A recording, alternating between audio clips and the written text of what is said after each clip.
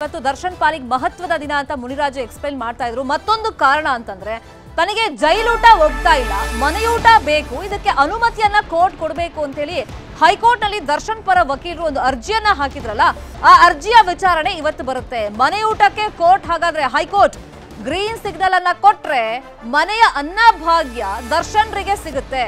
ಮನೆ ಊಟ ಅಷ್ಟೇ ಅಲ್ಲ, ಹಾಸಿಗೆ ಬೇಕು, ದಿಂಬು ಬೇಕು, ತನಗೆ ಓದೋದಕ್ಕೆ ಪುಸ್ತಕ ಬೇಕು ಅಂತ ಹೇಳಿ ಅರ್ಜಿಯಲ್ಲಿ ಮನವಿಯನ್ನ ಮಾಡಿಕೊಂಡಿದ್ರು. ಈ ಅರ್ಜಿಯ ವಿಚಾರಣೆ ಬೆಳಗ್ಗೆ 11 ಗಂಟೆಗೆ ಹೈಕೋರ್ಟ್ನ ಪೀಠದಲ್ಲಿ ಬರುತ್ತೆ.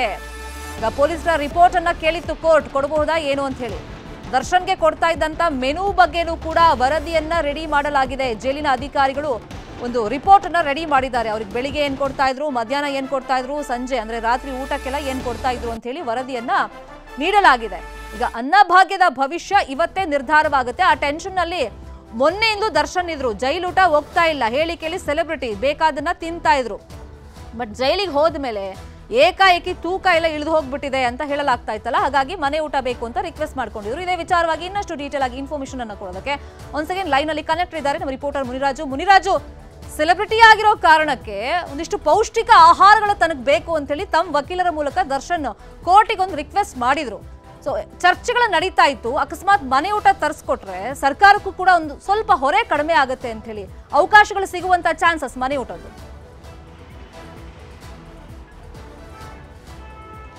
ಶರ್ಮಿತಾ, ಇವತ್ತು ದರ್ಶನ್ ಸಲ್ಲಿಸಿರುವಂಥ ಒಂದು ಅರ್ಜಿ ಇವತ್ತು ಹೈಕೋರ್ಟ್ನಲ್ಲಿ ವಿಚಾರಣೆಗೆ ಬರ್ತಾ ಇದೆ. ಏನು ಮನೆಯಿಂದ ಮನೆ ಊಟ ಬೇಕು, ಮತ್ತು ಪುಸ್ತಕ ಮತ್ತು ಪೇಪರ್ ಇರ್ಬೋದು, ಮತ್ತು ಹಾಸಿಗೆಯನ್ನು ಪಡ್ಕೊಳ್ಳೋದಕ್ಕೆ ಒಂದು ಅವಕಾಶವನ್ನು ಕೊಡಬೇಕು ಅಂತೇಳಿ ಈಗ ದರ್ಶನ್ ಪರ ವಕೀಲರಿಗೆ ಹೈಕೋರ್ಟ್ನಲ್ಲಿ ಒಂದು ಅರ್ಜಿಯನ್ನು ಸಲ್ಲಿಕೆ ಮಾಡಿದರು. ಈಗ ಈ ಒಂದು ಅರ್ಜಿಯ ವಿಚಾರಣೆ ಇವತ್ತು ಹೈಕೋರ್ಟ್ನಲ್ಲಿ ನಡೀತಾ ಇರೋದ್ರಿಂದ ಈಗಾಗಲೇ ಹೈಕೋರ್ಟ್ ಕೂಡ ಏನು ಜೈಲು ಅಧಿಕಾರಿಗಳಿಗೆ ಒಂದು ಸೂಚನೆ ಕೊಟ್ಟಿರೋದು, ಜೈಲು ನಿಯಮಾವಳಿಗಳ ಪ್ರಕಾರ ಅವರಿಗೆ ಒಂದು ಯಾವ ರೀತಿ ಒಂದು ಫೆಸಿಲಿಟಿಯನ್ನು ಕೊಡೋದಕ್ಕೆ ಅವಕಾಶ ಇದೆಯಾ ಇಲ್ವಾ ಅನ್ನೋದ್ರ ಬಗ್ಗೆ ಒಂದು ವರದಿಯನ್ನು ಕೊಡಬೇಕು ಅಂತೇಳಿ ಕಳೆದ ಬಾರಿ ವಿಚಾರಣೆ ವೇಳೆ ಒಂದು ಸೂಚನೆ ಕೊಟ್ಟಿತ್ತು.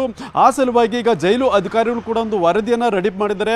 ಅಂದರೆ ಈವರೆಗೆ ಜೈಲಿನಲ್ಲಿ ದರ್ಶನ್ಗೆ ಕೊಟ್ಟಿರುವಂತಹ ಒಂದು ಊಟದ ಮೆನು ಏನಿದೆ, ಆ ಒಂದು ಮೆನು ಇರ್ಬೋದು, ಮತ್ತೆ ನಾರ್ಮಲ್ ಆಗಿ ಎಲ್ಲ ಒಂದು ಆರೋಪಿ ಮತ್ತೆ ಕೈದಿಗಳಿಗೆ ಜೈಲಿನಲ್ಲಿ ಯಾವ ರೀತಿಯಾದ ಒಂದು ಊಟ ಕೊಡ್ತಾರೆ, ಅದಕ್ಕೆ ಸಂಬಂಧಪಟ್ಟಂತ ದಿನನಿತ್ಯದ ಮೆನು ಏನಿದೆ ಆ ಒಂದು ಮೆನುವಿನ ಒಂದು ವರದಿ ರಿಪೋರ್ಟ್ ಕೊಡ್ತಾರೆ. ಮತ್ತೆ ಈವರೆಗೆ ಜೈಲಿನಲ್ಲಿ ದರ್ಶನ್ಗೆ ಆರೋಗ್ಯ ಏನಾದರೂ ಕೆಟ್ಟಿದ್ರೆ ಅದಕ್ಕೆ ಸಂಬಂಧಪಟ್ಟಂತೆ ಏನು ಟ್ರೀಟ್ಮೆಂಟ್ ಏನು ಕೊಟ್ಟಿದ್ರೆ ಆ ಒಂದು ಟ್ರೀಟ್ಮೆಂಟ್ ಮತ್ತೆ ತಪಾಸಣೆಯ ವರದಿಯನ್ನು ಕೊಡ್ತಾರೆ. ಮತ್ತೆ ಈ ಎಲ್ಲ ಒಂದು ಜೈಲು ನಿಯಮಾವಳಿಗಳು ಏನು ಹೇಳುತ್ತೆ ಆ ಒಂದು ನಿಯಮಾವಳಿಗಳ ಒಂದು ಪಟ್ಟಿಯನ್ನು ಕೂಡ ಇವತ್ತು ಜೈಲು ಅಧಿಕಾರಿಗಳು ಇವತ್ತು ಕೋರ್ಟ್ಗೆ ಕೊಡ್ತಾರೆ.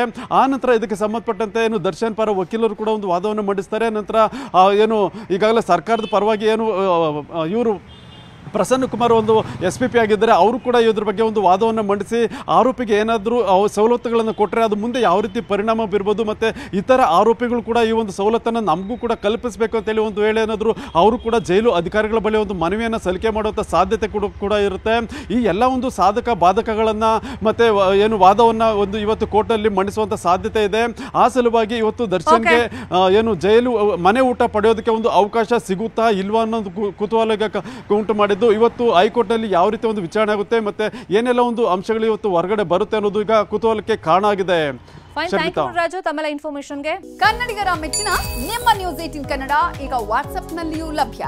ಕರ್ನಾಟಕ ಮತ್ತು ದೇಶ ವಿದೇಶದ 360 ಡಿಗ್ರಿ ಸುದ್ದಿ ವಿವರವನ್ನ ನೀವು ನಿಮ್ಮ ಕೈ ಬೆರಳುಗಳಲ್ಲಿಯೇ ಪಡೆಯೋದಿಕ್ಕೆ ಈ QR ಕೋಡ್ ಅನ್ನ ಸ್ಕ್ಯಾನ್ ಮಾಡಿ, ನಮ್ಮ ಚಾನೆಲ್ ಅನ್ನ ಫಾಲೋ ಮಾಡಿ, ನೋಟಿಫಿಕೇಶನ್ ಆನ್ ಮಾಡಿ.